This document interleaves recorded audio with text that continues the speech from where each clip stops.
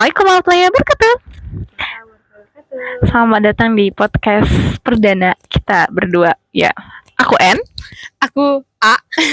ya kami akan bercerita atau di top sedikit tentang masa-masa saat kami kecil-kecil dulu. Kita sepupuan guys. Yes, kita sepupuan dan kita sedang masa libur kuliah. Ini anak-anak Gen Z ya. Oke, kita mulai dari pertanyaan number one. Dulu pas masih kecil, Mbak tuh mandang aku tuh kayak gimana sih? Mandang kamu kayak gimana? Kecil. Ya, teman main sih. Teman main. Iya, karena kita beda 2 tahun aja. Jadi kayak teman main. Kalau misalnya aku lagi pulang kampung gitu ya. Iya, kita berjauhan pulau guys. Iya. Ketemu pas lebaran. Pasti mikirnya, iya aku bakal ketemu teman main aku. Kayak gitu. Apa sih yang sering kita lakuin pas kecil bareng? Hal apa? Gambar. Main-main sih lebih tepatnya, suka ini tahu yang Apa main apa ya? yang itu Mbak gambar orang terus pilih rambutnya yang Oh iya. sering banget itu waktu kecil. Sering main-main bareng, terus menjelajah daerah kampung itu. Motor. Emang kita sering ke motor? Naik sepeda dulu. Iya, naik sepeda dulu, baru pas udah agak gede-gede. Naik motor. Yang aku paling inget itu momen waktu malam Idul Fitri. Iya. Waktu Mbah masih ada. Ada kembang api kalau daerah kami itu, lampu-lampu. Iya, bukan lampion sih, apa ya? Lampu dari minyak tanah. Minyak tanah, terus dipasang di samping-samping rumah pinggir jalan. Iya. Dan itu main kembang api. Kalau sekarang udah nggak ada lagi, udah nggak ketemu lagi sih momen itu ketika kita ada dewasa. Bener. Beda. Gitu guys. Dulu kita ngeliatnya juga, kan kita masih kecil, ngeliat dunia tuh besar banget. Jadi seru banget gitu ya. Kayak nggak kepikiran beban. Oh bener. Iya bener. Tiada hari tanpa main. Ya, masa kecil yang sangat bahagia, tidak memikirkan hal-hal berat sih lebih tepatnya, memikirkan banyak hal-hal unik dan juga kebahagiaan tanpa memandang bahwa dunia itu akan banyak tantangan-tantangan seperti yang kita rasakan sekarang. Bener nggak tuh? Oke. Pertanyaan number 2. Siapa sih figur di keluarga besar yang berpengaruh buat cara pandang hidup? Kalau dari aku Mbah sih. Apa yang bisa diambil dari beliau,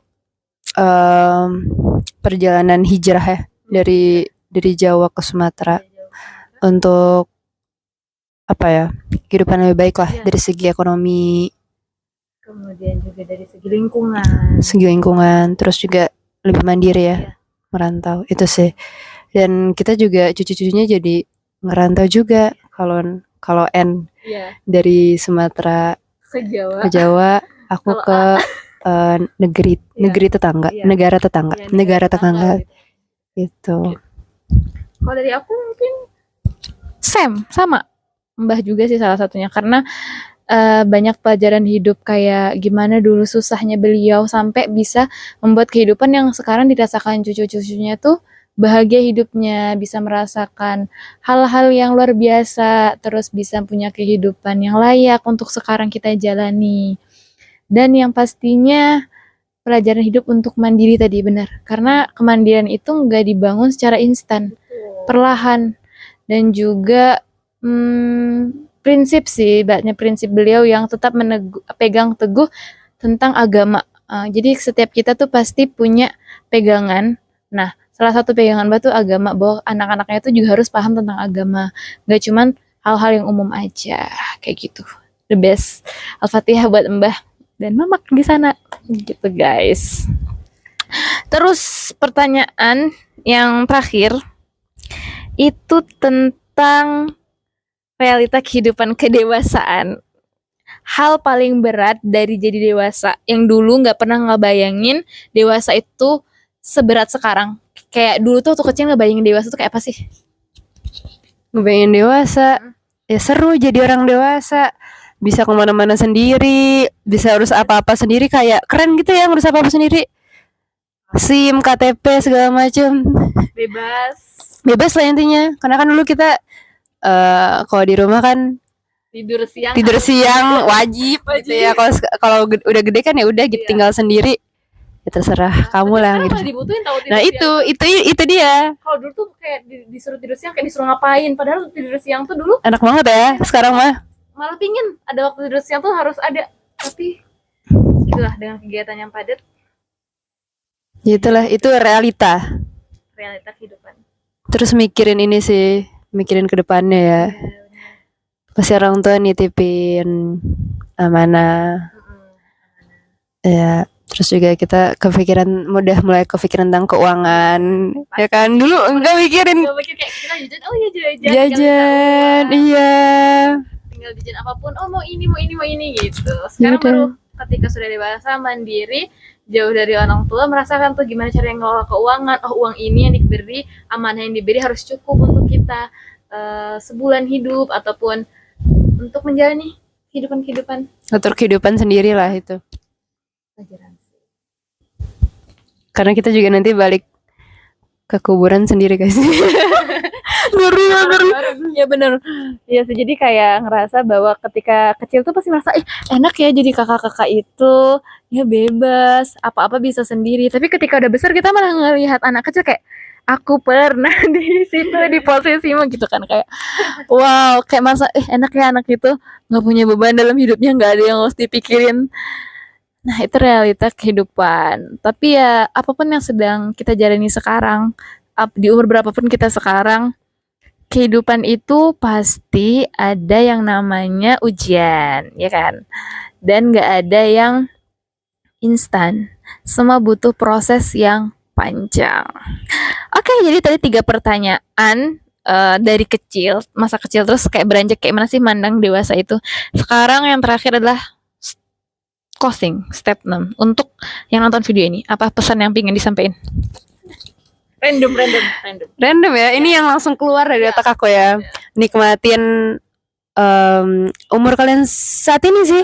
Kayak kalau misalnya umur 20 jangan tergesa-gesa pengen 30. kayaknya nggak ada yang tergesa-gesa, cuman kayak jangan kayak ya udah 20 belum capai ini, udah nikmatin aja 20-nya gitu.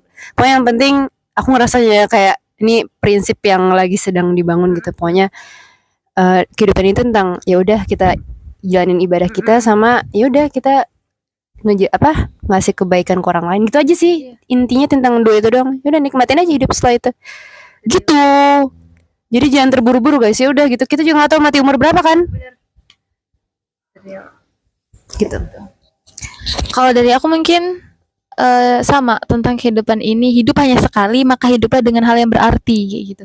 Karena kayak aku ngelihat juga di umur aku sekarang, aku tuh punya beberapa sahabat yang udah dahuluin aku, ibaratnya udah meninggal duluan. Terus aku ngerasa kayak jadi ya hidup itu jangan terlalu dibawa beban berat, karena kehidupan kita itu juga nggak selamanya. Dunia ini cuman tempat persinggahan dan kita menyiapkan bekal untuk kehidupan kita nanti yang kekal dan abadi di akhirat, dan semoga di surganya, surga Firdaus.